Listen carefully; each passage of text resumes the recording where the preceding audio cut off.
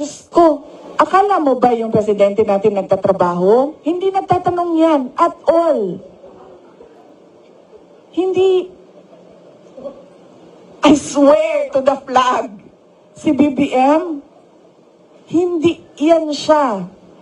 Nagtatanong ng trabaho at all. Kaya napansin niyo ba, walang direksyon yung governance at walang direksyon yung iba't ibang departamento. Bakit? Kasi he doesn't give direct, he doesn't command. He doesn't command, he doesn't ask, he doesn't say that, look, there's a Philippine development plan and what are you supposed to do about this?